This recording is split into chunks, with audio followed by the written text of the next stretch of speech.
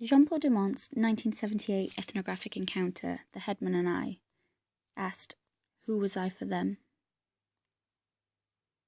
The intention of this study was to find out. However, upon discussion of my experience, I'm unsure that I will ever know. I can only know who I am for myself, through my own unique lens.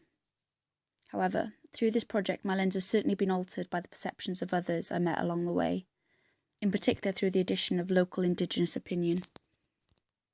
Like Joseph Campbell's book, The Hero with a Thousand Faces, following traditional mythology and the commonality of a central character, I have featured as a reflection of volunteer tourism's Eurocentric protagonist. To borrow James Joyce's term, monomyth, this project has existed as a form of hero's journey. As many myths begin, the hero is naive but often well-intentioned.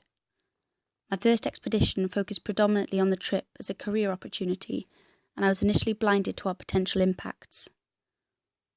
As time went on, and I joined a second expedition, I encountered the central conflict seen in most stories.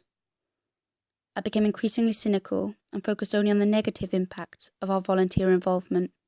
However, over time and interaction with certain mythical archetypes, such as the local people, who existed as mentors through their humble and wise words, I began to learn from experience.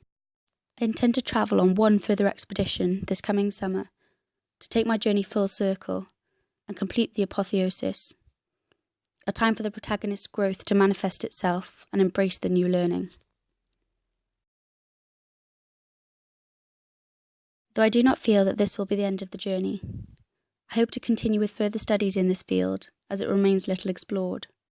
Further projects could aim to piece together topics often discussed in other fields and link them to the context of volunteer tourism. For instance, subjects such as conservation, which on face value appear predominantly ecologically concerned, often boil down to sociocultural influences, with public opinion and actions having a huge impact on the world we're a part of. I seem to have opened Pandora's box. The more I experienced, the more topics emerged, producing an almost unending flow of information. I hope this study prompts others to ask, who was I for them? Which inevitably leads to a journey of self-discovery, empathy, and learning. Thank you for your time.